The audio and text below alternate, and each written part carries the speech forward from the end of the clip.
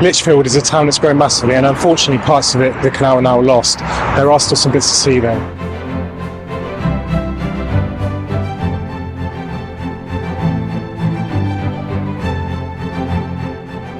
So I'm on the Lichfield Canal.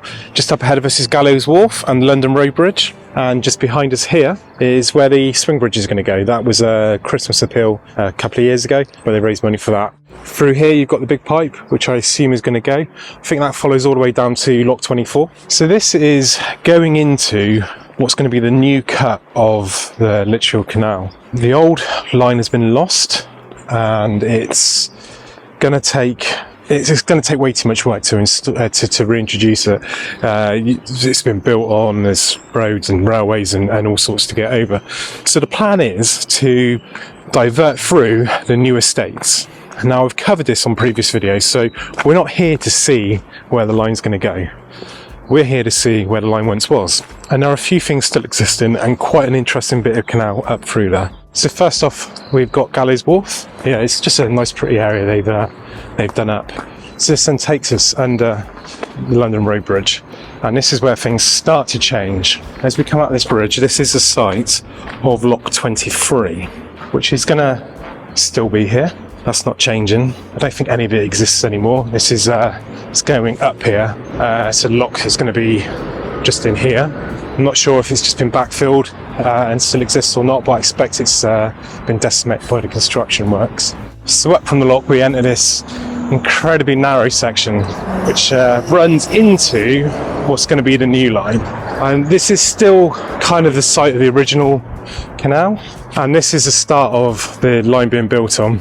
So the new line you can see up ahead here, and it's going to run through here underneath where there's a road going across to the estate now, and then it goes into some locks under the railway, up some more locks, and then eventually joins back on to the end of this loop that's missing. So this was the original site up ahead here, kind of under the road now, of the original Lock 22. And then if you follow that tree line you can see it there, so the lock would have been about here roughly, and then the tree line is there, canal would have run up through there and curves away up into Lichfield.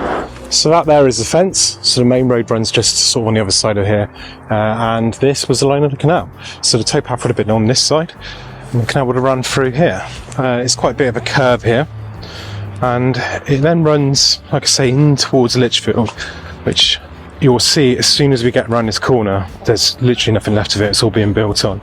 So the canal would have carried on around here, and onto the street here, and carried on curving around up here towards Chalkbutts Lane, which we'll walk up to now. There was once a bridge and a lock here, completely gone of course. This is all new housing development. You can start to see the canal starting to rise up here. So you would have come here, there's the road up ahead there. You would have gone underneath there would have been a bridge there, probably a humpback bridge I'd imagine.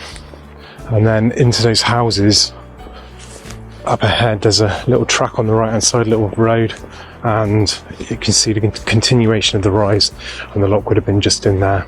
You can already see the difficulties of restoring this. We're only a few hundred yards into the canal and most of it's already gone.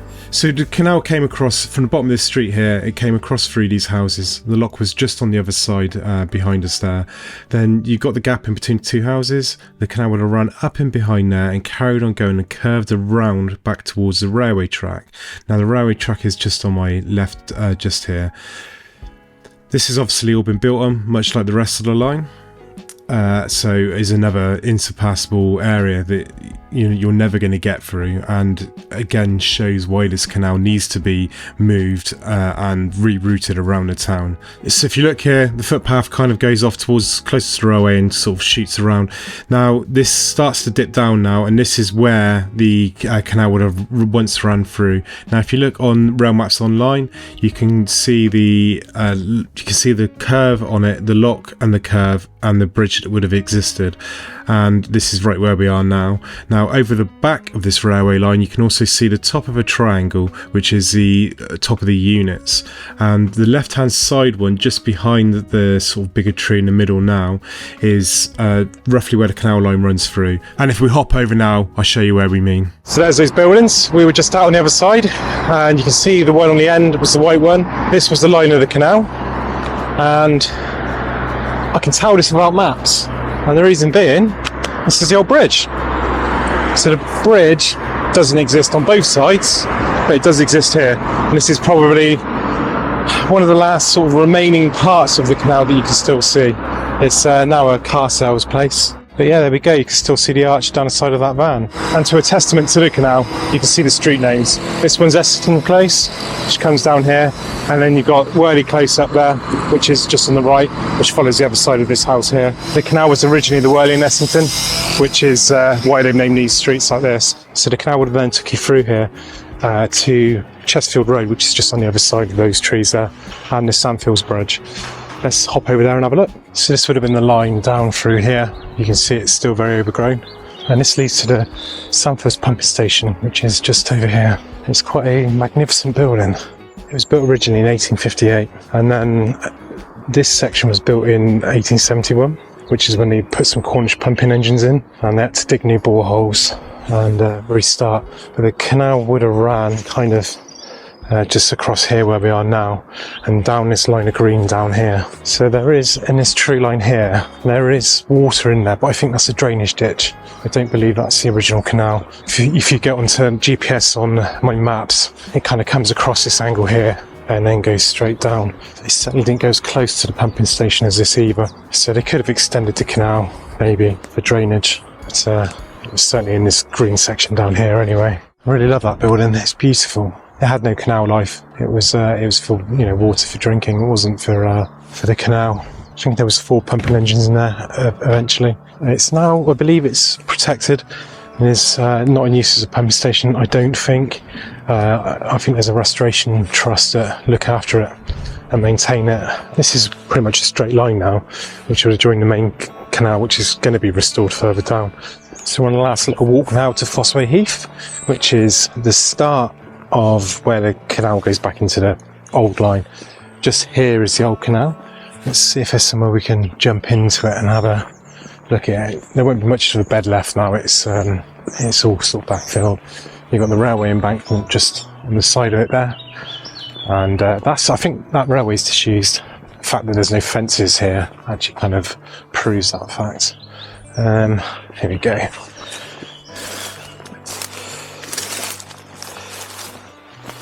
So we would be standing in the old line of the canal right now. Oh, there is a fence. But yeah, I think the line is completely disused now. Not much to see, very overgrown. Full of trees, full of nature now. And this is sometimes the problem with canal restorations, is you get to a bit of the canal that's like this, and you need to obviously clear it. Now, most of the trusts have a bit of a long-term plan for clearing, where they will clear one section, they will leave like 2/3 of it, then clear another bit, and they'll do that in little sections all the way down, so you don't destroy all the habitat in one go. And then what happens when you dig the canal, you create a water source and you plant trees and whips and hedge, like all the stuff you've seen I pointed out today. So you actually create the habitat after you've had to sort of cut it back. You might be able to see up ahead now is basically the start of the new bit. There's a cutout on the side now which we'll walk through, which takes you into the canal. That's going to be filled up obviously, but there's stuff to do to it before that happens. They obviously need access through there to do the works and materials and stuff. As you can see, it's quite high up. So it would have been the old lock 19 bringing you up here and into the height of the line there. See, there's a bit of a height difference between behind us there and what is the bed of the canal there. There's quite a cool little mural on the top there as well. A horse with a chain on would have been dragging the boat. So there's a sign. Sign up if you're local to help out if you can, if you've got a bit of spare time.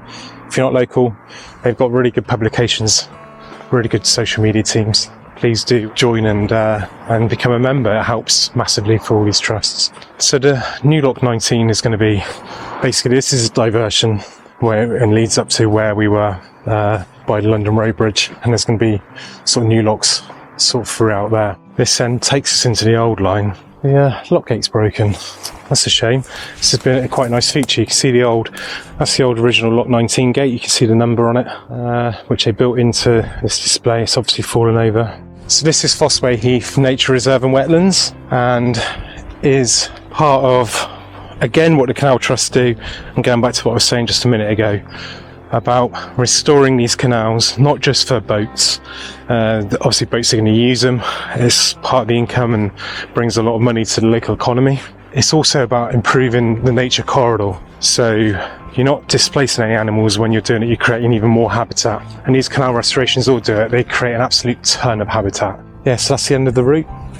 We're back into the old route now, but what is going to be reused. There's quite a bit there. There's a lot of history here. It's a shame we can't go back through Lichfield, but it is one of those things, unfortunately. Thankfully, all these developments that are happening around the outskirts here have managed to sort of pay for it, or largely pay for it. So the diversion may be a bit of a pain, but at least it's not costing them sort of millions and millions to find a diversion route. Thanks for watching. Have a great day.